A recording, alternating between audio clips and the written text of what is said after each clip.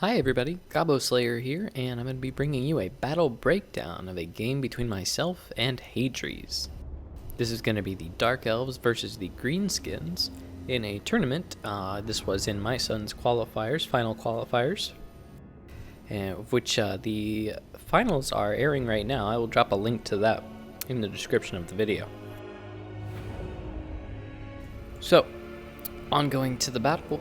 It's going to be a very fun Dark Elf army for myself, which I will go over in a moment, and a very savage Greenskin army from Hadries here, full of savage orc archers, and of course a nice unit of stone trolls. So, going over my own army real quick as I will advance, since there's going to be a lot of moving around in this battle. We have got 3 Dark Rider repeater crossbows for skirmishing and AP missiles.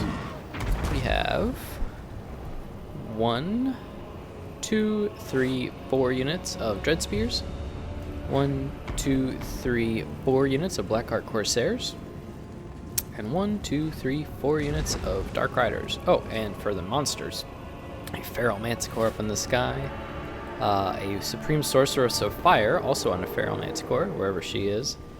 There she is.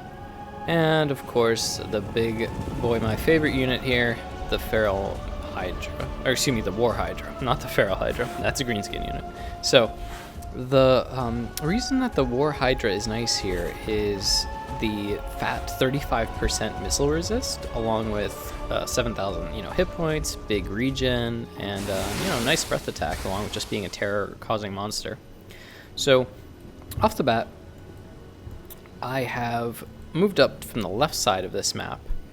And the reason that I've done that here is because I didn't want to engage Hadries in this little pit of a hill here. I figured that, that would be perfect for his archer fire. It's going to give him a downhill charge bonus, I wouldn't really know what was going on back here in the trees unless I scouted more. So I figured that we would move around all the way over here, and it's going to take a minute to get into position, but in the end it will pay off. Now you don't have to take this route that I took here. You could also go for a surround, so like moving elements over here on the right, moving and then forces here, and even sending in a couple things over here on the far left. And that's another good way of attacking a defensive position like this. Going over the Greenskin army here before we get into the skirmish engagement. Don't worry, it's just a Manticore nibbling on some Night Goblins there. We've got 1, 2, 3, 4 units of Savage Orc Biggins, 1, 2, 3 units of Savage Orc Airboys, the Warlord's Boys of the Night Goblins, and the 8-Peak Loonies over here, the other unit of ROR Night Goblins. You also have a unit of Nasty Skulker on the flank, and 1 unit of Stone Troll. And for the leadership, the artillery real quick, he's got the Hammer of Gork. Not a bad pick overall. It gives morale debuffs, and it's pretty accurate since it's the ROR version. We have a Goblin Big Boss here with They Need Stabbin' and Slippery. We have Scarsnick with Fermented Fungi, Curse of the Bad Moon, or whatever what is that ability called? There's so many of the Bad Moons, Spite of the Bad Moon. And lastly, we have a River Troll Hag. Where is she? There she is, the big mama herself, with her sack of meat, bringing in Spirit Leech, Fate of Buna, Mither, from either, and Assault of Stone. So very nice kit. I like that kit from the River Troll Hag. I'm a bit surprised that there's only 1 Stone Troll. They're very good units right now. And also this Greenskin arrow is just fairly narrow in general. I think it's only 15 units, maybe less. And it's just not as much chaff as you might think. I'm not sure. I think he was expecting a more elite Greenskin army or a Dragon Rush Greenskin army, but I've gone for a wide approach. You could say I borrowed this army from Felkon. I totally ripped this army off from him. And it has some flaws in it. I think it can be tweaked, but I really like the initial idea. So we're going to be skirmishing with the crossbows. We've got 3 terror-causing monsters that can come in and terror out units wherever they need. Hydra, very resilient. And we've got these Dread Spears here basically to absorb the charge, and then the Black Arcs to follow up. And they're actually going to do pretty well against the Savage Orc Biggins for the cost. And Dark Riders in the back just providing some, mobile mass and mobility for chasing off units. And, getting rear charges where we need. Again, poking in at these unbreakable Night Goblins with the War Hydra. He did get a unit of Fanatics off, but it only killed 2 models with Dread Spears, so just really bad luck on his part, or good luck for me. As I'm getting into position here, finally, after 3 minutes of maneuvering, almost 4. We get a breath attack from the War Hydra onto the giant River Troll Hag because she's weak to fire, and the breath attacks from the War Hydras actually do fire damage, unless you have the Chill of Sauntar, in which case I think it does something else. I don't think it's fire damage, but I'll have to check on that later. So again, we're just launching fireballs in. We've been trying to snipe out the Hammer of Gork. We have managed to kill 2 models of it so far, but it's taken like 3 or 4 fireballs, and I'm up to, half health on or down to half health on my Supreme Sorcerers from the Spirit Leeches that have been coming in. The War Hydra is getting poked at by archers, but I'm honestly okay with this because, again, it's got 35% missile resistance, which is pretty juicy, along with their bigger generation. So over here, we come in, we dodge the smoke bomb from the nasty Skulkers, so we're not slowed at all.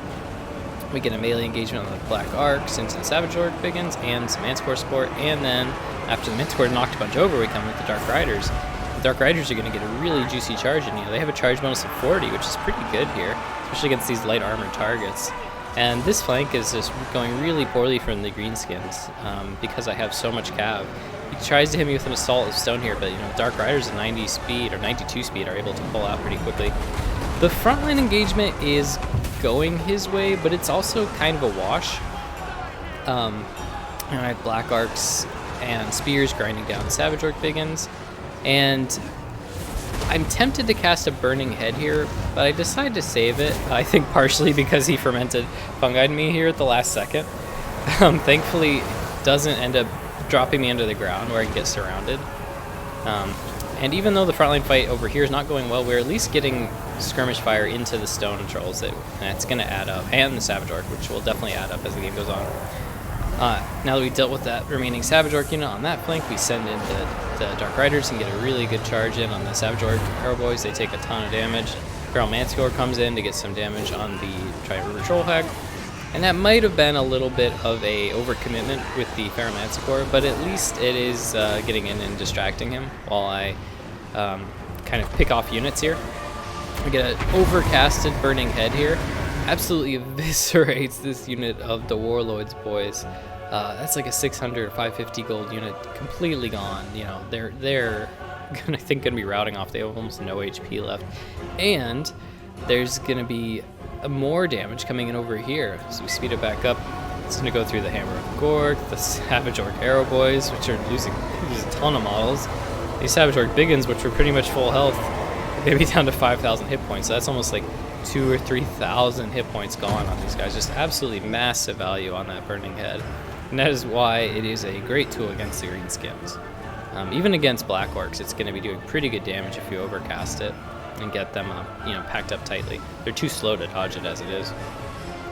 So both of our front lines have taken a beating. I have 1 unit of Black Arcs. He's got 1 unit of Savage Orc Biggins, although that was the unit that took the Burning Head, so they're low on HP. The Dark Riders are just chasing units off, and I'm spamming fireballs where I can, and I'm not in a rush to take any of the fights here. The reason for that is, again, although he is getting arrow fire, I'm also getting crossbow fire. I have a ton of ammo left. The War Hydra has a bunch of hit points left to regen. I'm able to keep spamming fireballs at the heroes, like the River Troll Hag. The only thing that I might want to speed up here is attacking these stone trolls. Because they're so hurt, they're going to be easier to rout off, whereas they could be a real threat if they're allowed to heal up more. So that's exactly what I do. I take my giant mass of Dark Riders and just recharge into these stone trolls. They have an absolutely horrible time. Since they're so low already, they take a good bit of damage. Actually not too much damage so far, mostly just morale penalty. But that's enough, that's all I need. When I have the mobility advantage, I can just chase off any units I want, really. And we come in, we surround the River Troll Hag because she's also really low in morale. Her leadership is not that high to begin with. We send the Supreme Sorceress out to chase down the Stone Trolls in a minute. Yep, there we go. He does hit me with the Fermented Fungi, but whatever it was on, you know, unit of Dark Riders, you know, not a big deal. I just come in and charge in over here. I have some remnants of my infantry cleaning up the remnants of his infantry, or at least engaging. War Hydra is getting attacked by the Goblin Big Boss, but not too much of a concern when he's just here terror routing off Savage Orc Arrow Boys. Bring the crossbows in now that the archers are shut down and start shooting in at various targets.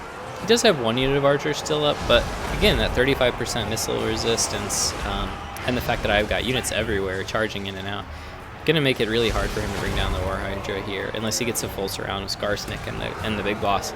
But you can't really get a, you know, full surround when you have no units left. You know, the Dark Riders are doing a phenomenal job, along with the, you know, remnants of my infantry. Supreme Sorcerers, yep, chasing off the Stone Trolls. And anything, because I have the mobility advantage, which can be so huge in this matchup, especially for chasing down greenskin units, it not only allows my units to come back, but yeah, I get to choose down whatever I want. And we get a huge breath attack in here on the Goblin Big Boss. Just going to show you that even though breath attacks from War Hydras, it's not a dragon breath attack, but still quite good against single entities, and that's something you should ignore. You know, if you see a good opportunity to get a breath attack on a hero or lord or another monster with a Hydra, go for it. You know, it's damage that might get wasted otherwise, because you can't. It's pretty hard to line up a good breath attack against infantry units. Usually want to get them from the side, and that's often very hard to do. So we get the missile leadership debuff coming in on the Troll Hag and the Goblin Big Boss.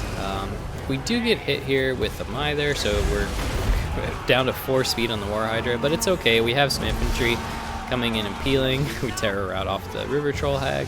And I really should get something here to chase her down, but I've been cleaning up kind of the archers on the periphery, and I may have been a little bit overconfident with this War Hydra. I guess I figured he still has 2,000 hit points, even though he's got the fermented fungi and down to 3 melee defense. So if it gets too low, like below 1,000, I'll send some of my cav or even missile cav in here to peel for him and allow him to retreat. But just look at how much health this War Hydra's been able to regen in this battle. It's almost at its healing cap. And it actually gets the, another takes its place, big healing proc, so basically at its healing cap after a super long game. And that's pretty substantial, because on the War Hydra, it starts with 7,000 hit points, and then it has a further 5,300 of health regen. So you're talking a 1,300 point, hit point monster, which is really huge, especially, you know, it's terror causing one with breath attacks. It's really good, especially against, you know, in these long drawn out fights. And the greenskins do tend to have trouble bringing down large single entity monsters. So as Skarsnik stands alone, he will soon be terror routing as we chase remnants of the battlefield, and that's going to be a good game. So very well played to Hadries. I think my build surprised him based on his army composition, and it was still a fairly close battle. If I hadn't gotten that huge burning head that got me a ton of value, it would have been a closer fight for sure. But in the end, I think that I still could have carried, simply because I had the mobility advantage. You know, he has no mobility in his whole army, and I was really able to exploit that because of the speed of the Dark Riders and the Dark Rider repeater crossbows, along with the monsters. I could have definitely used the Feral Manticore better, but at the same time, I think he could have been like a bit better use of the Stone Trolls, the Archers. I think just shooting the War Hydra was a mistake, at least from long range. And yeah, happy with this army. Definitely needs some tweaks still, but I hope you guys enjoyed this battle breakdown. I'll see you guys in the next one.